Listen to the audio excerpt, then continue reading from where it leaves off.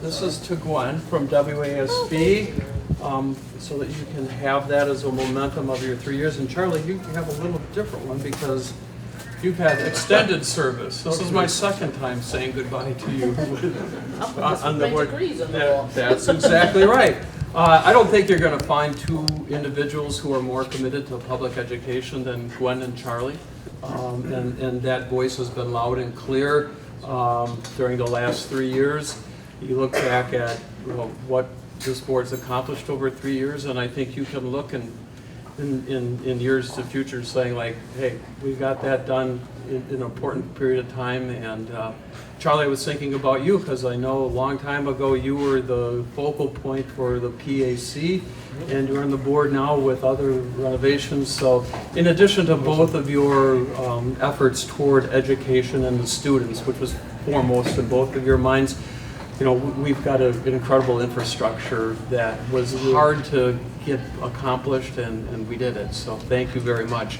I know we're talking with Gwen about continuing with the Arts Initiative, and Brian and I are going to sit down and continue that work with you over the next several years. And Charlie, I know you're still going to be working on legislative matters and fighting for public education, and we hope you do so. So thank you, two of you, for the 3 years of service that we've had. Okay. Thank you. Yeah.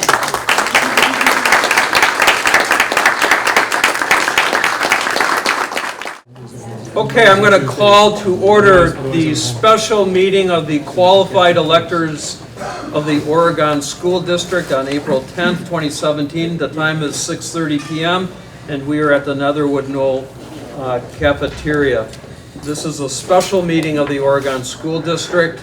It's prescribed by state law whenever we buy and sell real estate, and that is the purpose of the special meeting this evening. Ms. Wick, would you call the roll of the school board members? Ms. Feeney? Present. Mr. Uphoff? Present. Ms. Flanagan? Present. Mr. Raymond? Here. Mr. Kraus? Yo. Ms. Maidson? Here. Mr. Zott? Present. I have proof that the special meeting has been duly posted pursuant to state statutes, and I have the proof of that posting here. If anyone wishes to see that, please see Ms. Wick. We need to elect a chairperson for this meeting. Are there any nominations for the chair? I'll nominate Mr. Zock. Steve Zock's nominated for the chair. Is there any other nominations? I'll second that. Are there any other nominations? Are there any other nominations? I'd entertain a motion to close nominations and to cast a unanimous ballot for Steve Zock for chair of the special meeting. So moved. Is there a second? Second. There you go. All those in favor of electing Steve Zock as chair of the special meeting signify by saying aye. Aye. Opposed? Thank you. And the chair will have Gina Jonan serve as the parliamentarian for the special meeting.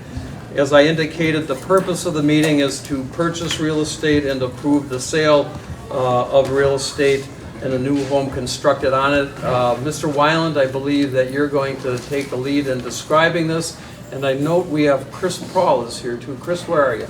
Back. There you go. And Chris is in charge of our high school home construction project and class, and so this is an intimate part of that. So, great. Andy, Yep. Floor is yours. So every year we have been building a construction home since, I think this is like our 14th or 15th home. So for quite some time now. Our first one was actually over in Rustic Vineyards, and we've been moving around a little bit. This year's house is actually in Oregon Parks, very close to the Presbyterian Church, and I think Chris is real close to completing that project. I've seen some Facebook photos of that. We're obviously starting to think about next year already, and for that to happen, we actually do put the basement and everything in the summer. So we like to start by getting a lot nailed down as soon as we can in the spring so that we can plan for, design the home that we're going to be building kind of basically in the next couple months, so that we can line up the contractors and get the foundation in, so when the kids get here in September, they can start the construction process. So what we are bringing to you tonight is looking for the approval to purchase a house at 333 Oakmont in the Bergamot. It's our first house that we'll be building in the Bergamot. We actually almost had 2 properties a couple years ago, but that fell through on us. But we got a very good pricing working with First Weber Realty to obtain this property, and we're real excited to be able to build in the Bergamot. This is kind of in the lower area of the Bergamot, closer to say Mulligan's than any of the other areas around there, but we're excited to be building there this year. So this is kind of the participation meeting for everybody in the room that is You're a qualified elector, you have to be 18 years old and reside in the Oregon School District to participate and vote in the meeting. So with that, are there any questions of any qualified elector of Mr. Wyland? Charlie? Just out of curiosity, what's the lot size? No? Oh boy, off the top of my head, I don't. Chris, do you happen to remember that? Around the standard, like a 30-acre, 12,000. Okay, about a 30 acres, so 12,000 square feet, something in that range. Okay. Any other questions? If not, I would entertain a motion to authorize the Oregon School District Business Manager to purchase Lot 58, Bergamot Subdivision at 333 Oakmont Street in Oregon, Dane County, Wisconsin. That would be the motion that we are looking for to approve that purchase. So moved. Mr. Uphoff makes the motion. Is there a second from a Second. qualified? Ms. Maidson makes a second. Any discussion regarding that motion? Seeing none, all in favor of the motion to authorize the purchase of Lot 58 in the Bergamot subdivision through the business manager, signify by saying aye. Aye. Opposed? That motion carries by unanimous voice vote. The second motion that we're looking for this evening is to authorize the Oregon School District Business Manager to sell Lot 58 at 333 Oakmont Street upon completion, right? Yep. In the Bergamot subdivision, Oregon, Wisconsin, upon completion. Is there a motion to that effect? I so move. Dan Kraus makes the motion. Is there a second? Second. Mr. Raymond seconds the motion. Is there any discussion regarding the motion to purchase or to sell 333 Oakmont Street? Charlie? Just a question I was noticing in the material provided for us, that because of the involvement of students as labor on this project, we're not allowed to make a profit on the sale. That's correct. So a portion of Chris's salary is allocated toward the project so that we show a loss every year. Any other question? Dan? Mr. Chairman, this project, I just wanted to say, is close to my own heart. Is I grew up part of my life in a house that was built by students, high school students, in Baraboo. So while I was going to high school there, we were living in a very well-built house that's still standing. My parents are still living there. Also, my son is one of the crew on this year's house. So I think it's a great project, and I'm glad that the school district is doing this, and I'm behind this 100%. Thank you. Gwen? I saw an interesting program on, I think it was television, about how girls were getting involved in the trades, and I was just curious to see if there is any future for having some of our high school young women to be a part of the construction, because the trades are accepting all sorts of people, and I don't know if that's happened or if it's happening. In the Seattle project, it's female architects are working with young women that build tiny homes for the homeless. I think Mr. Prawl is going to respond. It's something very well agree with you, and we actively recruit and try. And we had 2 young ladies that were interested this year, and then with scheduling conflicts, they weren't able to make it work. But we got another 2 young ladies that are excited to try it again, or try it next year. So Excellent. yes, Thank you. yes, we're trying, we're pushing for it. So getting more interest. 2 years ago, I think when we did the Habitat house, we might have had. We've had 1 or 2 Yeah. over the past few years. Charlie, anything more? What kind of academic credit do students receive participation in this project? I'm gonna turn that over to either Chris or 3 elective credits. Coincide with the 7 days and 9 periods that are out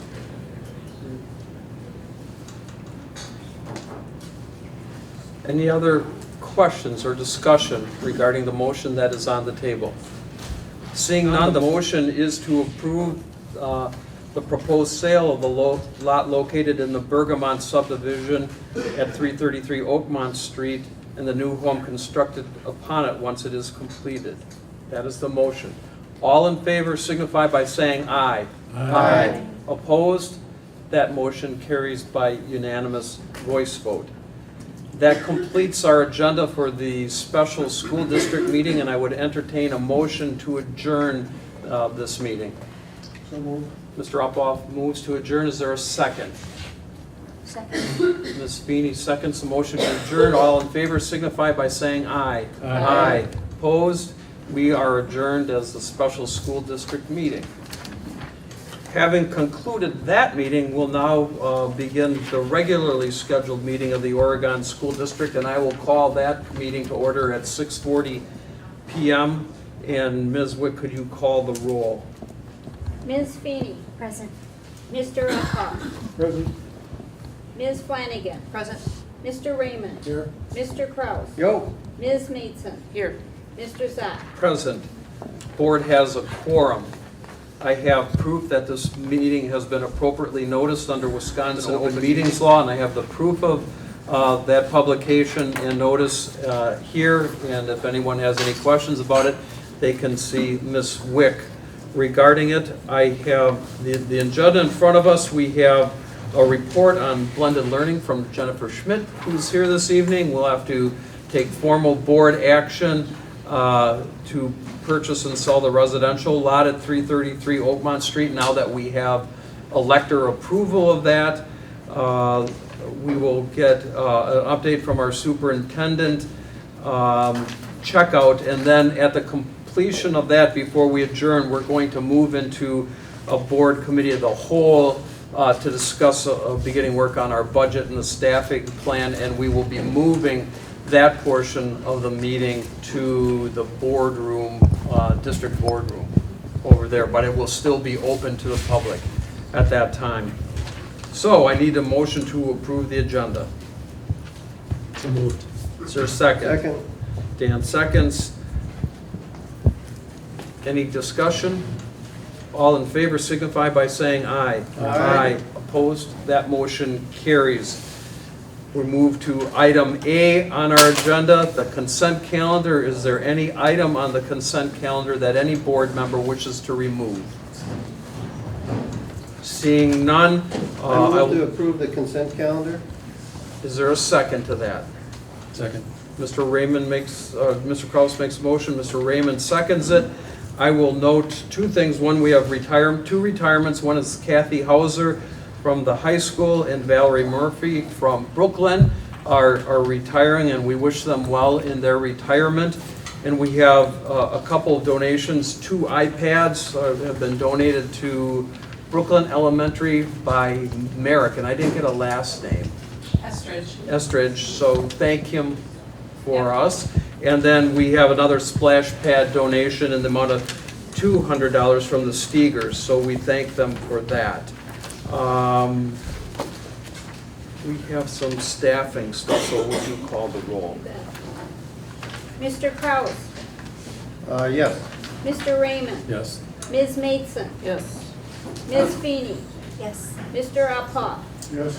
Ms. Flanagan. Yes. Mr. Zopp. Yes, motion to approve the items on the consent calendar was approved by a 7-0 vote. We'll move to item B on the agenda. Number B is communication from the public. Board Policy 18004 has established the opportunity for district residents to address the board. Is there any member of the public who wishes to address the board this evening? Is there any member of the public who wishes to address the board? Is there any member of the public who wishes to address the board? Seeing none, we'll move on to number C, or item C. on our agenda, which is information items, OEA report. Is there anyone from the OEA with the report? No report. Student report. Tessa, you got a busy week next week, right? Yes, I do. Tell us about it. All right, so I hope most of you remember that throughout like this entire second semester, I've been talking about my week the student council's week that we have been planning and designing, and it's finally coming together. It's known as Let's Make a Difference Week. This is going to be next week, so April 17th through the 21st. Basically, the entire goal of this week is to create a sense of involvement between students and citizens of the community, and we're doing this by impacting both environmental and humanitarian services. So the schedule of next week will include Monday, which is Zumba night. We don't have school next Monday, so we're doing a Zumba night fundraiser for the construction of the Oregon Food Pantry. So admission is $5 per person. We have a actual Zumba instructor coming in, and that's going to be a really fun time for students, as well as benefiting the food pantry construction. On Tuesday, we have 2 different volunteer sessions at the River Food Pantry, which is near the airport on the east side of Madison. So one's during the day and one is after school, and students have the opportunity in both different sessions to serve a meal with the less fortunate and stock shelves and distribute produce, all that. And then Wednesday, we have an environmental community service day. So there are 3 different sessions, all during the same time of the day, so 1 till 3:30 p.m. on Wednesday, April 19th. We have 50 students have the eligibility to go pull honeysuckle and garden tend at OMS, their forestry site that they have there. We have a highway cleanup that is happening as well. 10 students are able to go and do that, and we have elementary garden tending at PVE and NKE, and 30 students have the opportunity to do that as well. Thursday, we have 20 students going to the Heartland Farm Sanctuary. So this is in Verona, and these 20 students will have the opportunity to learn more about animal cruelty. They'll have the opportunity to kind of form connections with these animals and try and make a difference in this sort of area. And then the last day, this is the day, one of my favorite days that we're doing. So this is the Senior Citizen Prom that we are hosting. This is going to be hosted at the Gorman Building. So we have flyers all over Oregon, and we've done a lot of targeting for advertising to like the high-rise apartments across from headquarters. We have a live swing dance band that is booked for that as well, and so that's going to be a really fun time. So that is what I have planned. And How old do you have to be to qualify for the senior prom? I really don't know. I think it's anyone who's up for a good time, I guess. I don't know. You're not going to card, are you? What? You're not going to card us, are you? if we No. try to crash out? Okay. Anybody have any questions for Tessa regarding the week? That's awesome. Yeah. Thank you. Great. Thanks. Have a great week. Thank you. Number 3 under information item C is online blended learning update. Brian, you want to launch us into this? Yes. Ms. Schmidt and your students, would you please come forward? Jen and I have been having a couple of conversations about giving the board an update in terms of the successes that we've had with online learning at Oregon High School, and we chatted about bringing a few students to come and share their stories as well. So we're excited. I'm forgetting which year this is now. Yeah. Is it 6? Oh, it's. 7? I think we're in our 7th year, Yeah. but I should have checked with you 2009. before. 2009. So 16, 17. What is that? 9, 10 was our first. We have made great progress over the years, and I know you will be delighted to hear this success story. So with that, I will turn it over Is this to... okay for me Yeah. to stand Yeah, here absolutely. and Yeah. present from Right here? Okay, And great. bring the 3 students along, and they can They'll- introduce yep, themselves. They didn't want to Or stand they're- the whole time, so we're Okay. going to pull them up and. You're going to cue them at the right yes, moment. exactly. So as Brian said, I'm Jennifer Schmidt. I'm the online blended learning coordinator for the school district, and I cover 4K through graduation. But today I've been invited to speak to you primarily about what we're doing at the high school and the exciting things that are happening there. The 4K through 8 program, if you ever want to learn more about that, Jessica Shrimp is doing amazing work there, and we'd be happy to come back at a different time and talk about that. But they're kind of two different styles of what we're doing in these approaches. I want to start with a brief history. So 2009, we really got started. Oregon School District decided to offer an online program of some sort, and we primarily worked with one vendor, off-site instructors, and we had a completion rate of about 50% at that time. In 2011, I was invited to join Oregon School District, and I came on as a part-time level there. And one of the things that we determined was to kind of recast our vision slightly there and really try to capitalize on that 50% completion rate. We thought, we know we can do better. And what we needed outstanding teachers, and the best teachers we knew were Oregon School District teachers, and so that's who we went to. We wanted to bring that online experience to our own teachers and allow them to teach those courses. So we got more content options. We negotiated some contracts with new vendors and got just more options, more product, and we started to train our high school teachers in how to use online content and how to teach online courses. It was somewhere during that time that we came to the board, a group of us came to the board, and the board was very generous, gave us some money and said, we want you to create your own online courses. At that time, we had no idea how hard that would be to create our own online courses from scratch. So we went back to the vendors and the experts that had been doing a lot of research and development, and we said, listen, we want to figure out how to create our own content. And we found some platforms that we could work with, and we basically took their stuff and we were able to customize those courses with our teacher-driven materials, and teacher-created materials. That one move right there has changed everything. That was the game changer right there, was customizing our courses. What we were able to do then was align our courses, our online courses, with what we're doing with Oregon School District, but we were also able to then look at what students weren't getting, those students that might fail a class, and we were able to look at that and say, what's going on there? And what can we do to grab that real-time learning and grab that and help them to move forward. We started developing labs. My lab is called the Blended Learning Lab. The kids might refer to it as the BLL. And that's where we have devices available. Students come in, they work on their online courses. They get real-time help, real-time support from certified teachers.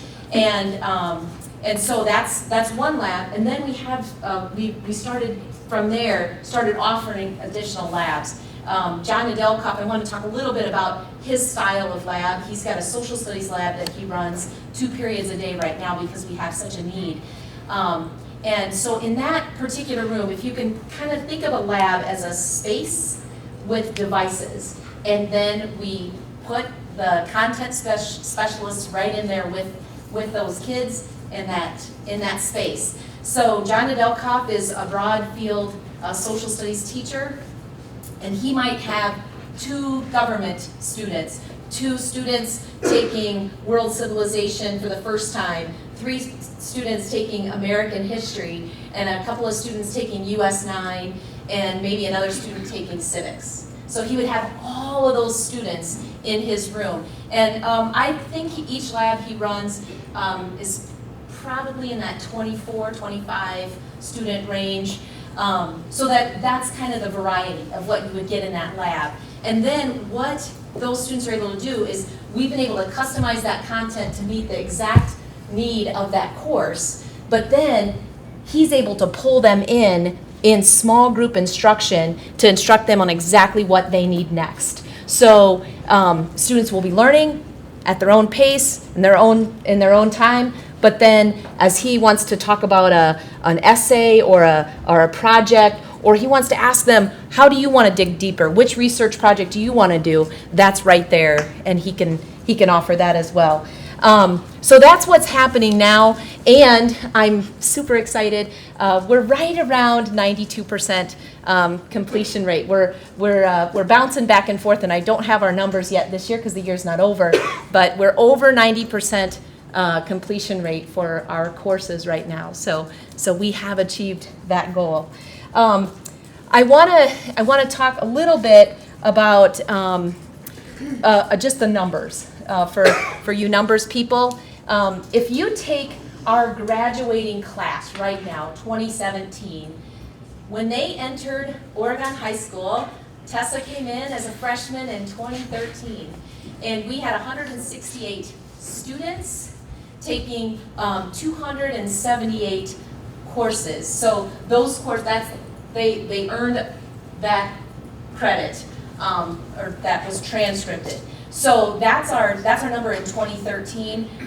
We are painfully close to doubling that number in the amount of time that Tessa and Samantha and Nia were in high school. So to me, that's an exciting number, is how much we've been able to offer to students. We're at 301 this year. Some of that is projected numbers, so it's the pre-registration for summer school in order to get that number. The other number that I'm excited about is that if you take all 4 of our classes that are currently at Oregon High School at this moment in time, so our freshman class through the class of 2017, 42% of our current student body has taken an online or blended course sometime during their high school career. So to me, that's exciting because we are meeting needs, and those students are getting their specific courses. I'm going to introduce you to 3 of those students right now, and we're going to let, Nia's actually on break from her, I'm not sure why this isn't advancing, I'm so sorry. Okay, that's all right. Can you just hit the space bar there? Thank you. So we're going to let Nia go first because she's got to get back to her job. So Nia Brown. Hello, my name is Nia Brown and I'm a senior. My favorite thing to do by far is learning languages. It all started in 7th grade when I took my first Spanish class.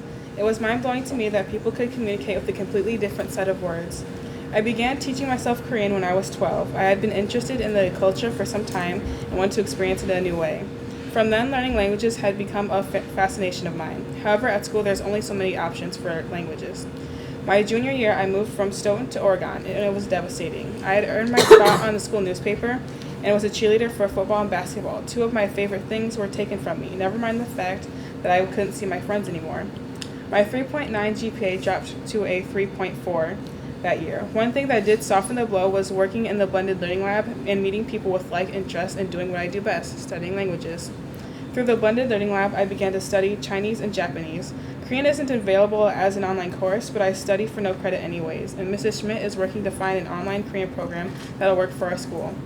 My Spanish has improved immensely, not only due to the amazing teachers at OHS, but also by practicing with students in the blended learning lab. Spanish is now my best foreign language, and I plan on using it, as well as my other languages, as a career as a translator or maybe even an ESL teacher. The blended learning lab has not only supplemented my academic growth, but has also given me a reason not to give up, even when my grades were dropping. Thanks.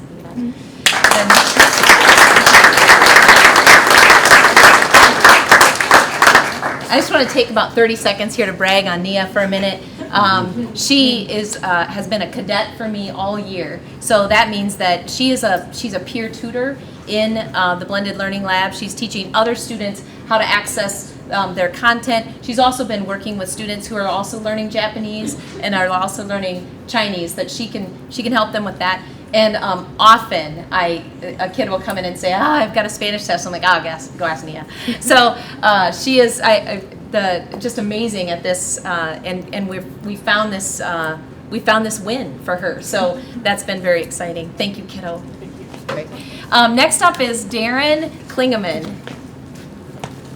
Hello, I'm Darren. I'm a junior. I wanted to start an online class so I had more options and could learn what I wanted to at my own pace. Being interested in psychology, I decided to take criminology. While taking criminology, I was able to work much faster than I would have been able to in a classroom.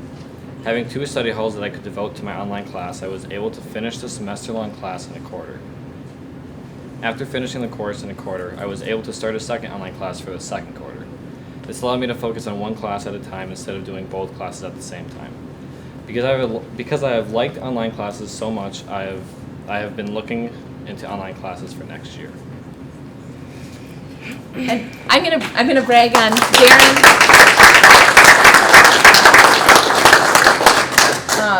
Because the students aren't good at bragging on themselves, I'm gonna brag on them. Nice job on your presentation.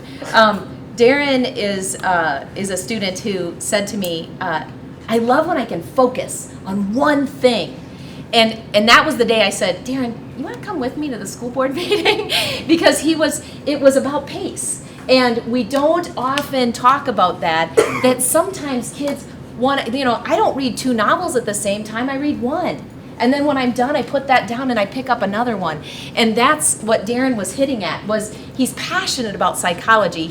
We're looking at all sorts of, we found abnormal psychology. We found all sorts of things that he's looking into for next year. And it'll be interesting when that finally comes through and we know exactly which one of those courses it's going to be. But what was fascinating to me was he dug in and he just spent all of his extra time on this one course, and he's like, okay, now I'm done. Can I do another one? I'm like, absolutely. So super proud of how hard he works, and thanks for sharing, Darren. And then last but not least is Samantha Wilson. Okay, so yeah, I'm Samantha Wilson. I am a senior in high school. So my story goes a little bit as when I moved here my freshman year from Rockford, Illinois, I decided that school was not my thing, and my first 2 years were pretty rough. And by the end of my sophomore year, I walked into Miss Schmidt's room and I told her that I needed help and that I was ready to graduate and just get my life together. So through sophomore year till today, I have been going through probably between 8 to 10 credit recovery classes, and without Ms. Schmidt in the Blending Learning Lab, I would not be graduating today, in June. I am now graduating with more credits than I need. I was accepted into the nursing program at MATC, and I just got my CNA license last week, so.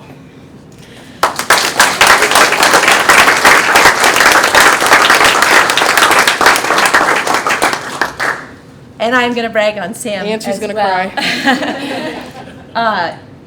I'll never forget the day Sam came in and said, Schmidt, I'm going to get my stuff together.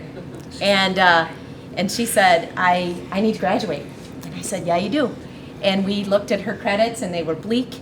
And it was okay, though, because she wasn't ready to learn the day she came in. But when she was ready to learn, we were able to meet her exactly where she was. And boy, has she put in the extra work. 2 summers, we've spent 2 summers just pounding away every study hall. 7 a.m. 7 a.m. we met. And she got it done. And I probably one of the best moments of the school year was I got a text one day, and I looked down on my phone, and all it was an acceptance letter from MATC. She's gonna cry. And with Sam's name on it. I was like, yes, that is awesome. So super excited. Thank you, Sam, Yep. so much. Appreciate you coming.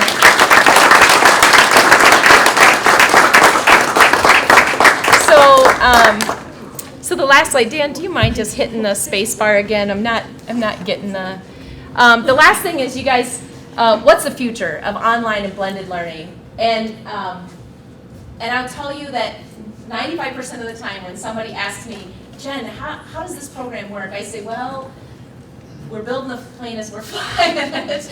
And so what's the future? The future's going to change. I can guarantee you that it's going to be different.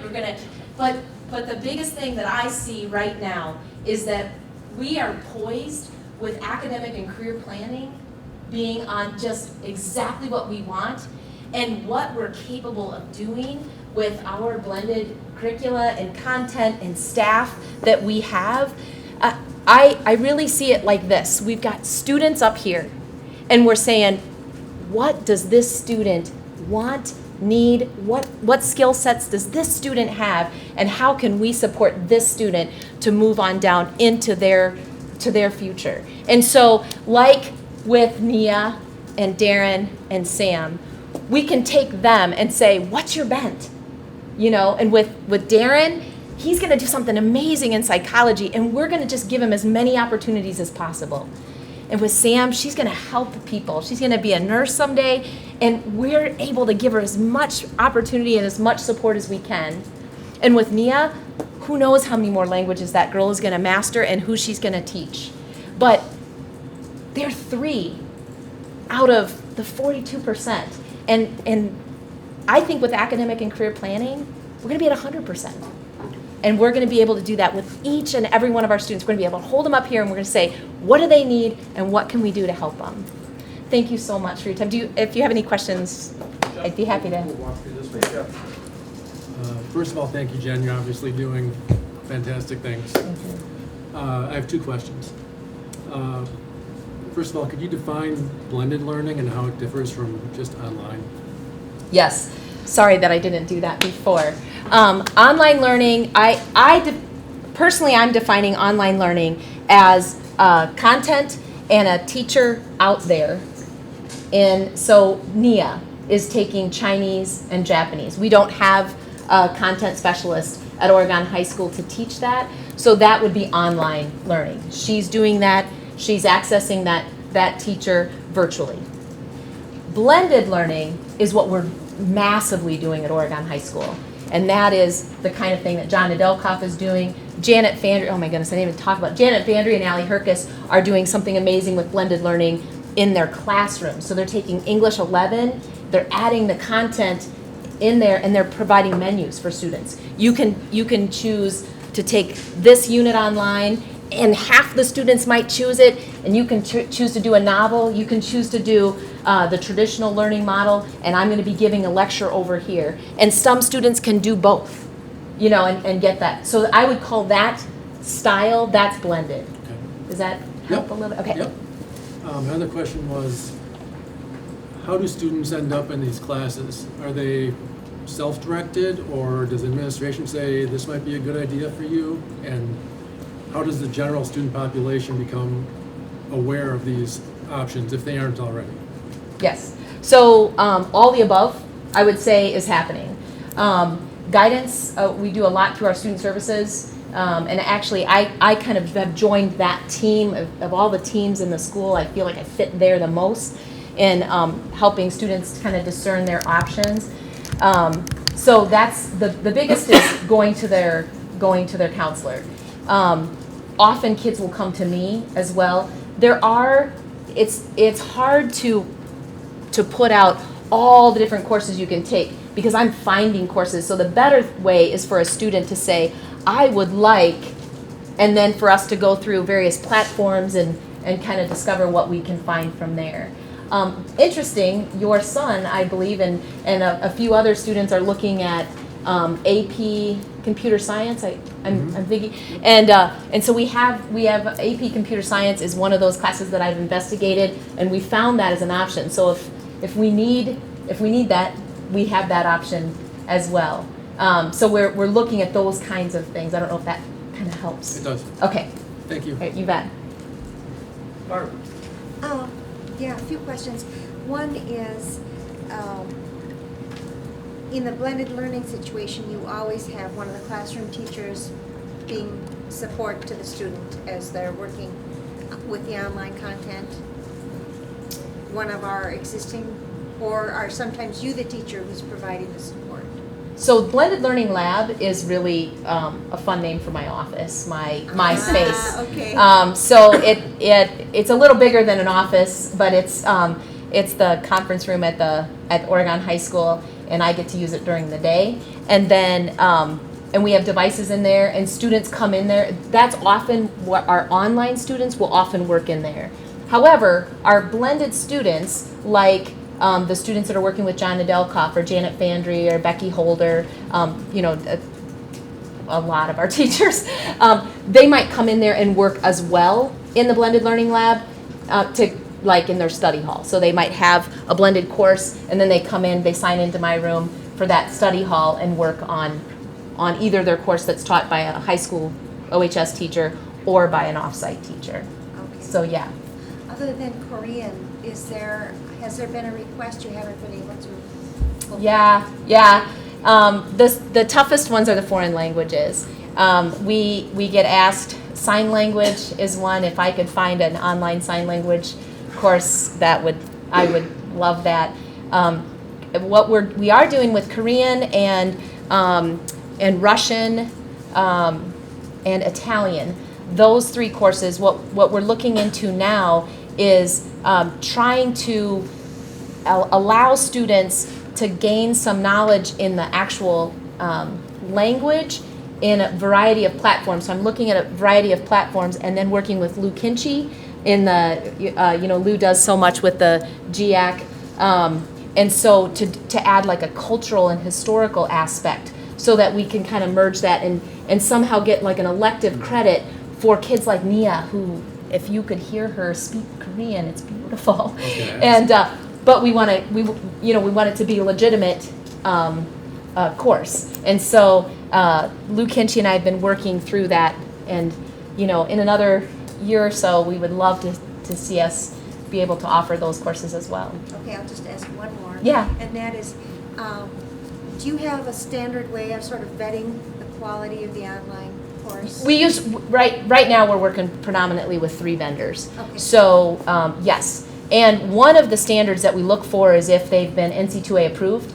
That's an easy kind of check mark. So yeah, but the vendors that we currently work with have all been really vetted in the past, and we continue to work with them. And then of course we have, using that content, any blended content that we use, we know that our teacher is putting a stamp of approval on it. So those are safe. We're really excited about those. So Okay, thank you. It's yeah, amazing. thank you. I love Jen, she's awesome. But I have maybe one question or maybe 2. I mean, I see up there about the options for both the advanced and the at-risk learner. I'm questioning about the kids in the middle, and where does this fit with personalized learning initiative, and how do these work together? How are they different? If we're really going to this goal of teaching kids how each kid learns best, I'm curious about that.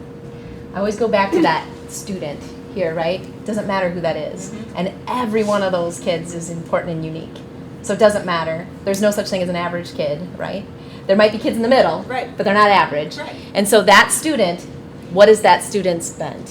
What are their skill sets? What are their desires? And when we take that and we build around that, I don't know what course that'll be.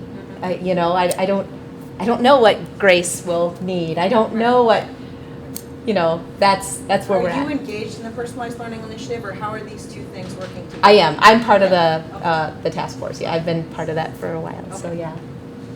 Did I answer your question, Krista? Well, yes and no. Okay. I guess it's similar to what Jeff has asked too, in terms of it's kind of it's an advanced learner who learns quickly, needs to learn quicker. An at-risk learner who we identify that they're not getting what they need. Right.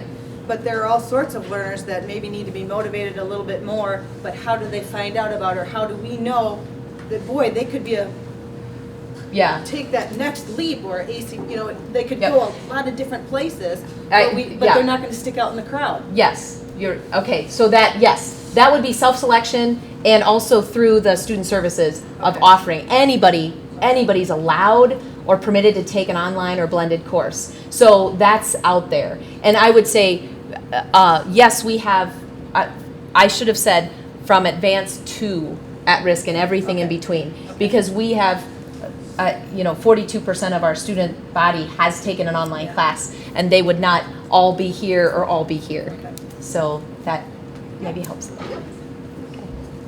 Good. Charlie? Yeah, I'm very excited about some of the things that you've been talking about, and I'm really pleased to see your level of interest and excitement as well. One of the concerns that I've had, though, generally with the online industry is that there are some people, I think, who've seen education as a business, as a potential profit center, I'm thinking particularly K-12 Inc. I don't know what their evolution of programs is at the present time, but they pay their CEO $9 million. It doesn't buy a classroom or a book or a teacher. And I'm a little concerned in terms of, I know there are things like Khan Academy and so on that offer some other options. I guess part of my concern is looking at how we invest our resources. I'm really thrilled that you're starting up here with the students. I mean, I think that's really the key. My concern relates partly to the question that Barb asked too, in terms of vetting how we look at the providers, both in terms of the content and also in terms of what resources we're providing and what we're getting back. Right. So, I think your question. I think I'm answering your question here. That as far as the online providers, absolutely, we've vetted those, and that's not just me doing that. And then what we've also done is, as much as possible, our own teachers are doing the work, and I think that has been, that's been our goal since day one, is as many courses as we can. But when we have to go find Japanese or Chinese or even AP World Civilizations, we don't offer that or AP Computer Science. Those courses, we're looking out there for that until we have that at Oregon High School. I was very impressed just looking through the list of courses that are available, and thought, this is fabulous.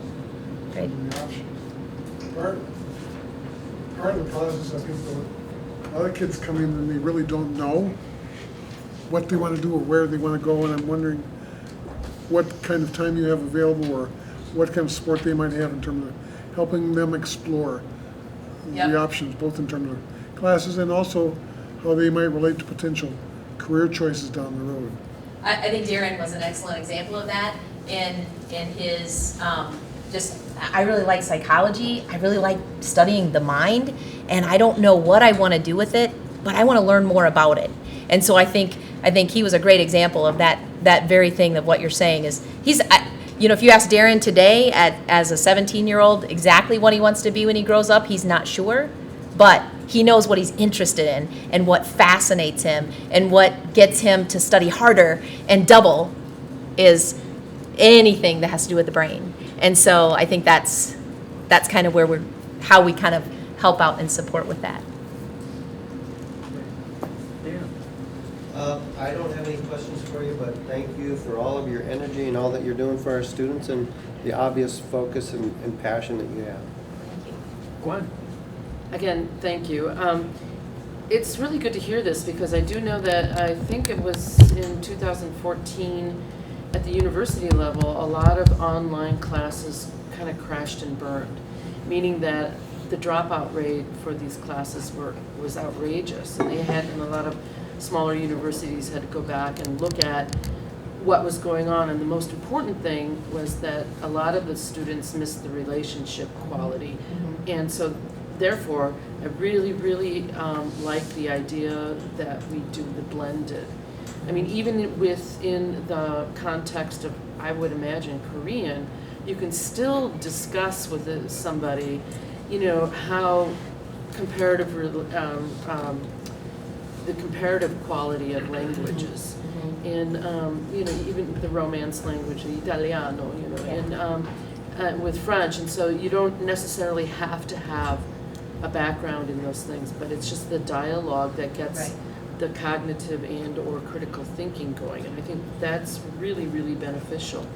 And Krista came up with asked about independent learning plans. That was one of mine. The other thing I was curious, what are the 3 programs that we use? We use primarily Fueled Education.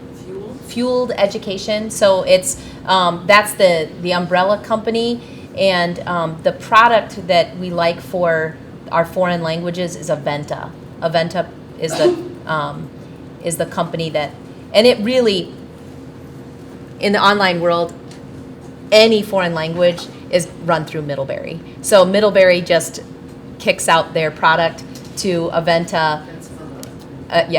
And so they're the guru of online foreign languages. And so that's the company the second company that we work with, and really to the highest level is Edmentum, and that offers the Plato content, and they offer credit recovery and first-time credit, and that's the content that we're personalizing like crazy, customizing like crazy.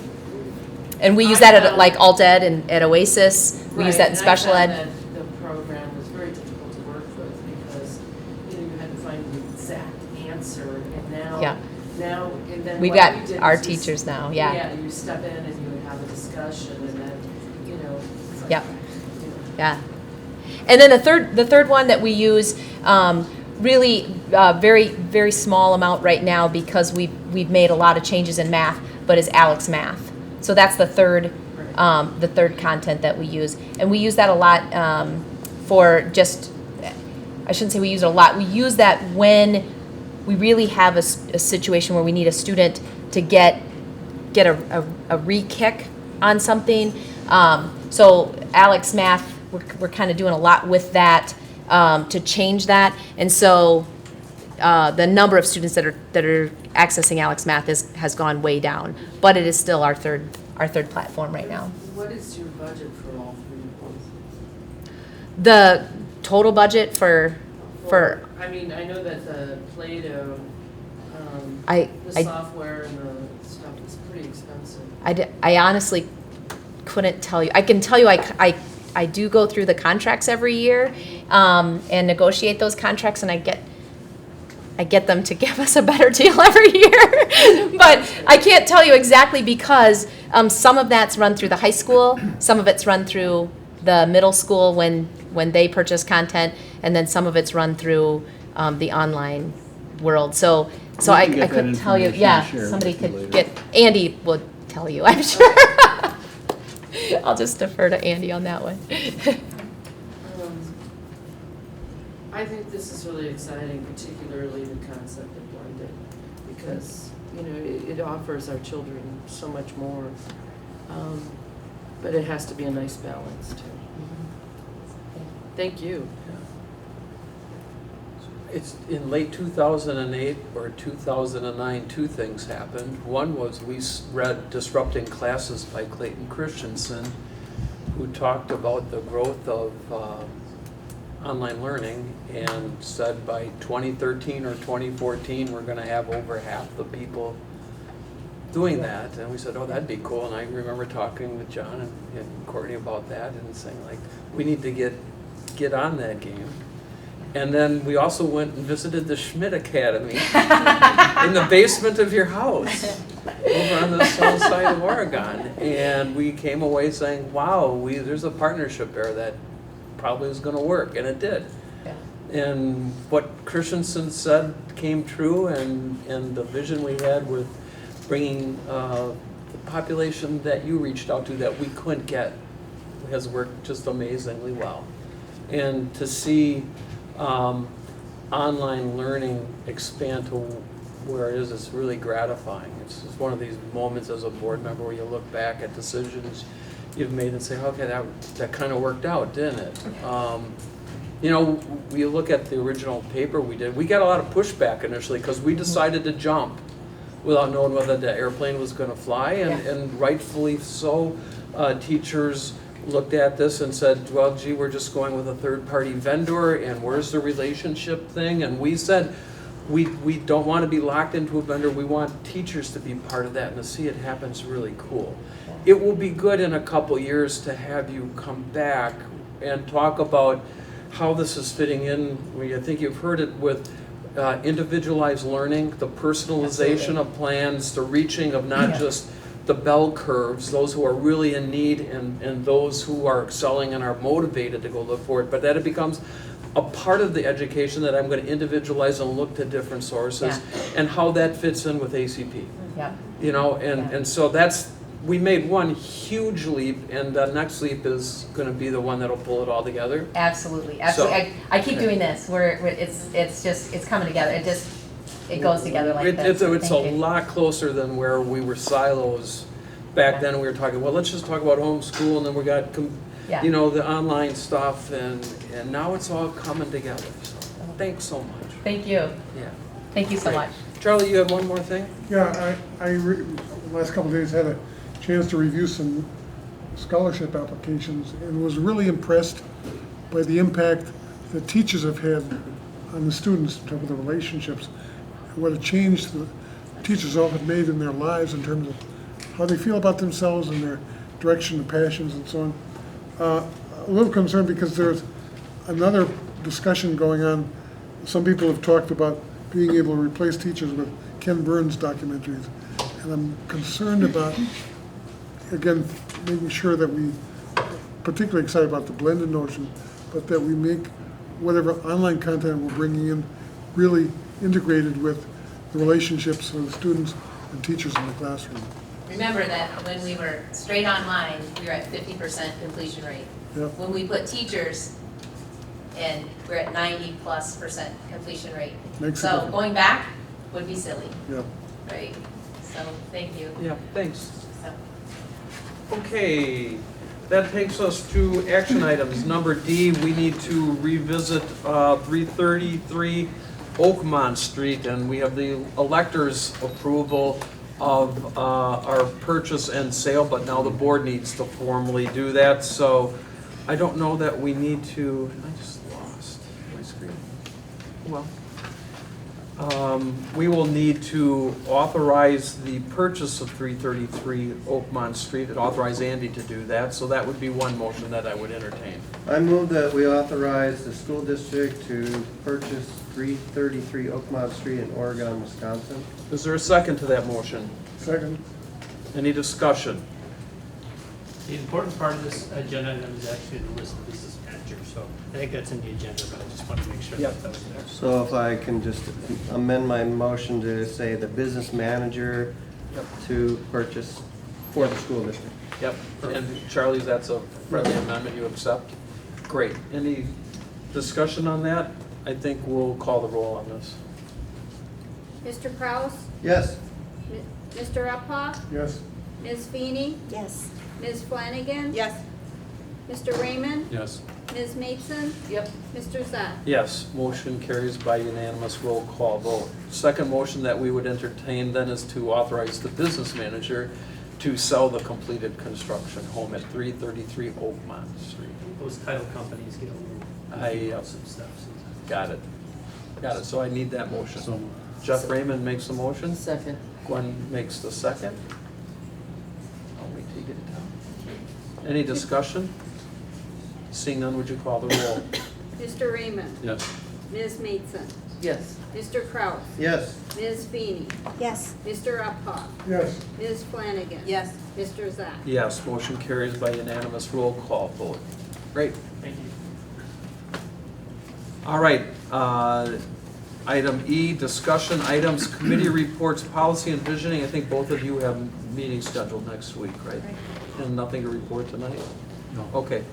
Move to F, to the clerk, the school board election update. The canvas was this evening, earlier this afternoon? Yes. Okay, would you report?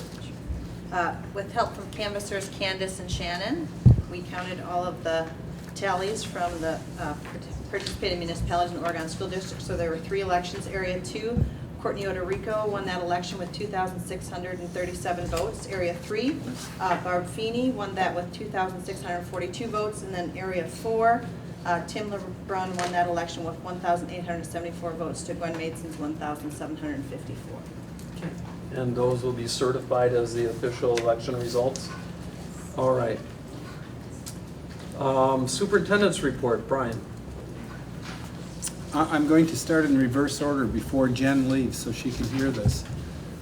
The report that you received tonight from Jen, I do remember that meeting that we held at Schmidt Academy, and that was a turning point in our work on online learning and on blended learning. And make no mistake about it, if we would not have hired Jen, we would not be where we are today with online learning and with blended learning. She had an idea and a concept, and frankly, one that we in public education were not super familiar with. but we knew it was an emerging trend for educating kids, and it was an emerging trend that our kids needed. Our board took a big step by advancing online and blended learning, and one of the goals from the very beginning was getting to that day when every class would be taught by an Oregon teacher. That was a planning goal from day one. When we started out, we weren't able to do that because we didn't have the infrastructure set with it. My wife and I have 2 children that graduated from Oregon High School, and both of them had an opportunity to take an online course. And to be at 50 or almost 50% right now is critically important for the young people that are going through our system and what they're going to experience in the years ahead. So my hat is off to Jen and Jessica Shrimp and our team that has been working on this, including Leslie and the principals and our teachers that have invested a significant amount of time in curriculum development to identify another path for our kids, and that work has been just tremendous. Congratulations.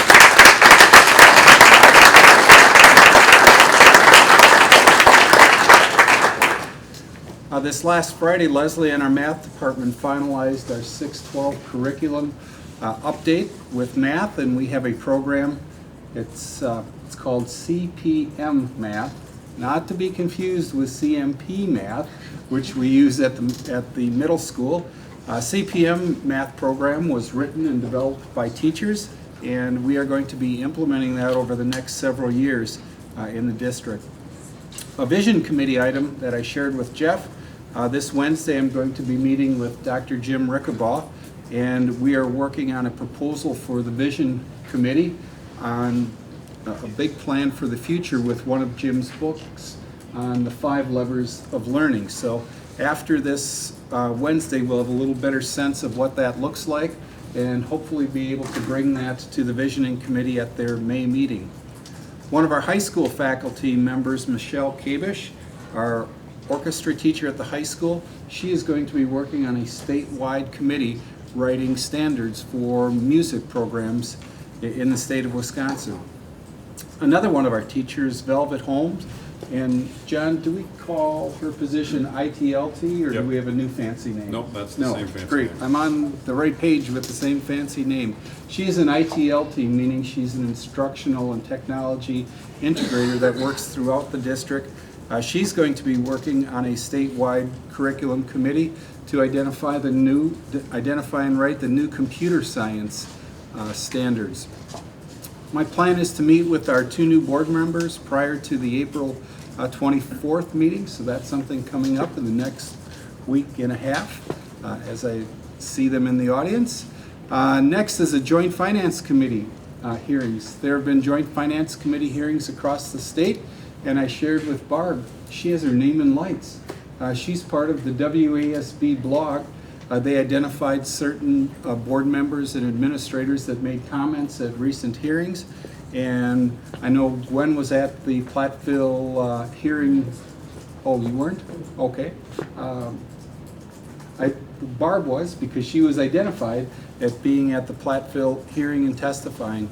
This past Friday, I had planned to testify at the Joint Finance Committee meeting in Berlin, but by the time I made it there, we had a few little challenges in the morning. I was told I was number 150, and that was at 10 o'clock. And I had a meeting back in the district at 3 o'clock, so I did not stay, but there were a lot of school folks at the hearings. And then something I've never handed out to you before is a letter from Governor Walker. I don't consider this a personal letter. I think it went to all Wisconsin public schools, but there is a paragraph in particular that is super important, and I'd like to highlight it. It's paragraph 4, and these are his words, or his staff's words, someone's words from the governor's office. At the listening sessions held in every county in Wisconsin, I consistently heard from the people of our state that they want us to invest in our students. By ensuring our students succeed both in and outside the classroom, we're ensuring the future success of our state and developing the workforce we need now. You may have heard in the last 3 weeks, the Marquette Law School poll on funding for public education. The last biennium, it was approximately 70%, 72% were in favor of providing more state funding to Wisconsin public schools. 2 years later, it jumped to 80%.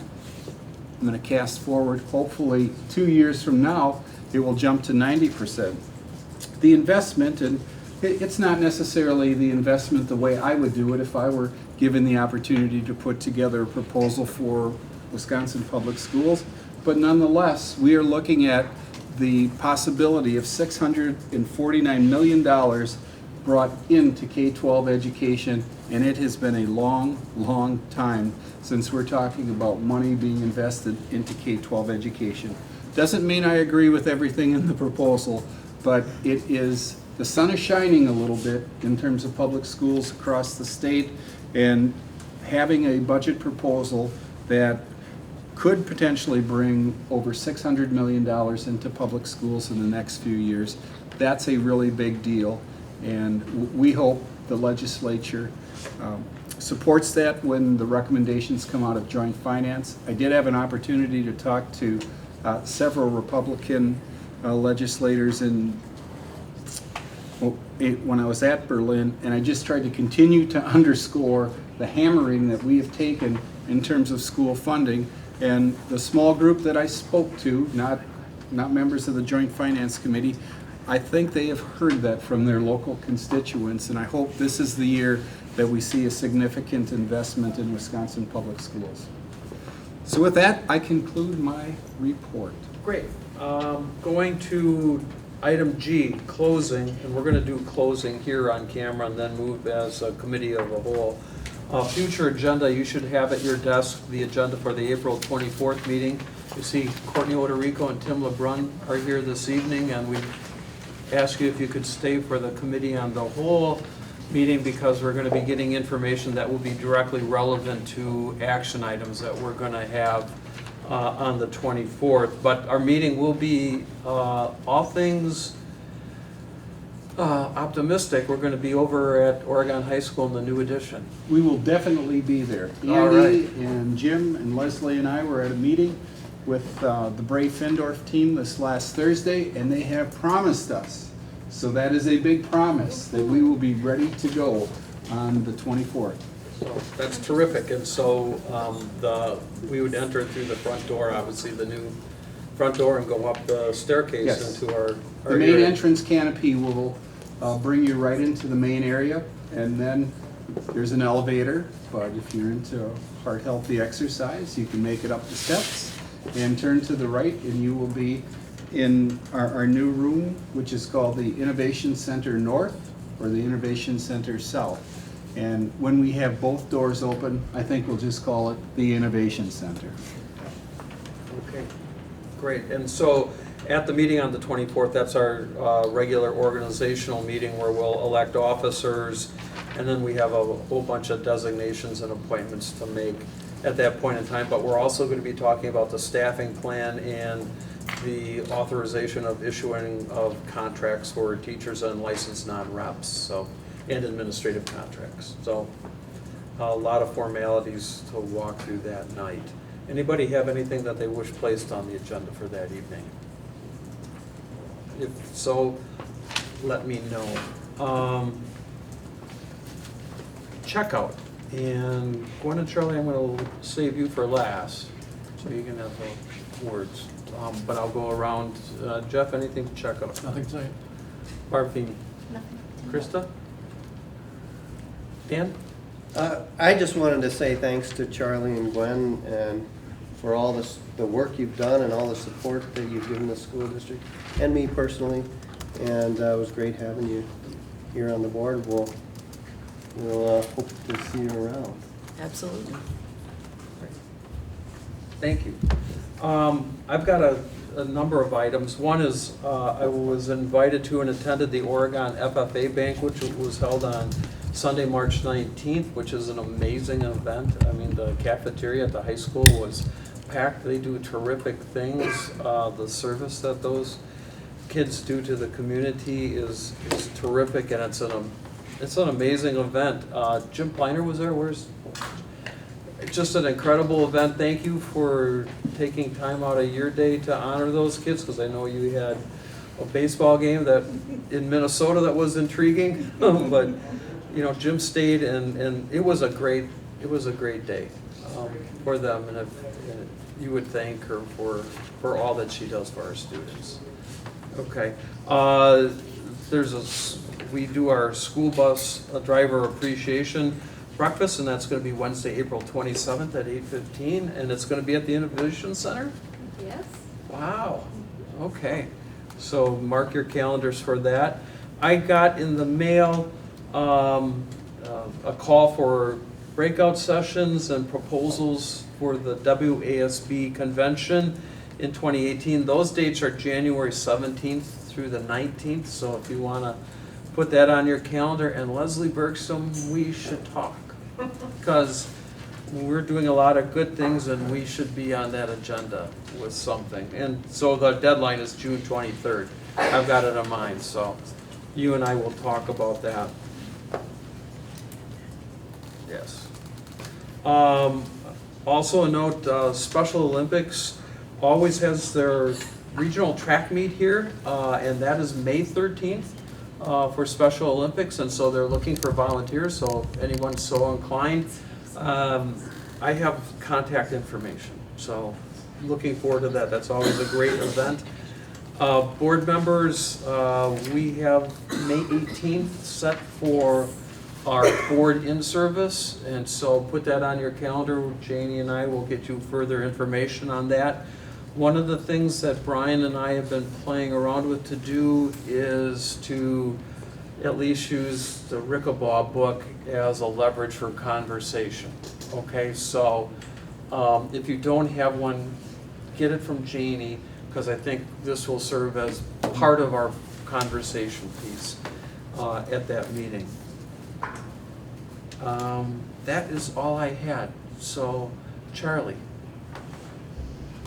Actually, I've learned a couple things late in life. The secret to happiness I've discovered. I'll share that with you. Live your life without regrets, as much as possible. And of course, I have a poem. And it is National Poetry Month. So it seems appropriate. And it's called But Is It Art? I once thought art a trivial, self-indulgent exhibition. Pleasurable, seductive, but unimportant in the grand scheme of things. Real problems, poverty, hunger, and unemployment and war could not abide my diversion of my energies to such a frivolous occupation. Older now and wiser too, I see those problems still persist for lack of clearer visions of what might be, and now I see in art a gentle beacon in the darkness that speaks through sight and sound and touch in all the languages of the world, reminding us of all that we imperil by our foolishness, showing us the beauty that surrounds us, that we might better see that beauty which lies within. Would that we might all desist, if only for a moment, from all our strife and meaningless toil, to lift our voices in a song, one joyous global chorus, in celebration of the gift of life. In this small planet we call home, would that we might learn to see the world with artist's eyes, as vision builders for a new tomorrow. Thank you, Charlie.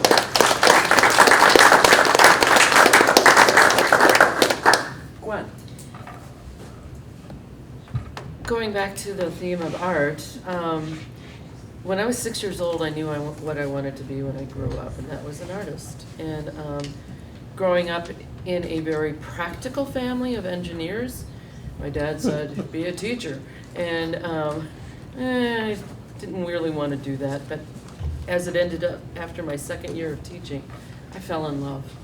And it was not only in love with students, it was in love with the subject matter and the ability to help people move forward and to make beautiful things, be it a painting or a poem or whatnot. So being a teacher has given me a great perspective, I think, on what it is to live a life. And so, as an artist, even though I knew what I wanted to do when I was 6, I didn't know what my voice was. And I think voice is so critical. How do we explain to one another with your voice? And I know this is really hard to believe, but I'm an extremely shy person. I've overcome it, sort of. But what really pushed me over the edge to be proactive was when our governor, Scott Walker, called teachers thugs. And I could not abide by that. Being in education is probably, besides being a doctor or a nurse or, I don't know, well, it's one of the top honorable professions. And so I would like to tell people and to share with them that being proactive and having a voice is so important. And I think that the one thing that I've learned in the past 3 years is that speak out, have no fear, and voice your concerns and share your opinions and your viewpoint. You may be disagreed with, and that's nothing wrong with that. You may shine a new pathway. There's nothing wrong with that. And what I've learned in the past 3 years is all usable knowledge for myself and for the future. I am extraordinarily grateful to this body of elected people and to the professionals that we were allowed to do things and to help our students. For me personally, it was Oasis and allowing them to have a piece of the referendum pie. And I think that they are just as important as any student, and I think Jen said that so brilliantly today. Thank you. And then the second thing that I'm really proud of is the Arts Initiative. I'm not a real fast mover, but I am very grateful that Brian and Steve and Andy were going to discuss the future of that particular initiative. So I'm very, very, very thankful for that. I think the most important thing in any institution and or any group of people is how you conduct yourself and building relationships. We expect that in the classroom. We need to expect that as professionals. And if you don't understand something, go ask that person. Or, that's what I did for 25 years. If I had a kid that was problematic, you go and you sit down and you talk to them. And guess what? They're not problematic. Reach out. I think that in building relationship, we all need to reach out to all of our students, our employees, and to this great community, Oregon. Also, what is that relationship is an amazing thing. As leaders, we are servants of the students, employees, and parents, and taxpayers, and the community. We must be fair, inclusive, honest. In the way that I conducted myself, if I could wake up in the morning and look myself in the face, or in the mirror, in the face, and I said, okay, I did okay. Maybe I need to do a little bit better, but I did good or I did great. And that's how I've always conducted my life. Again, thank you for allowing me to be your servant. It has been an honor and a privilege. There's nothing more powerful on this globe than education. And I just, it is so powerful, and it was been a real beauty to work with people who understand it. Thank you. Thank you, Gwen.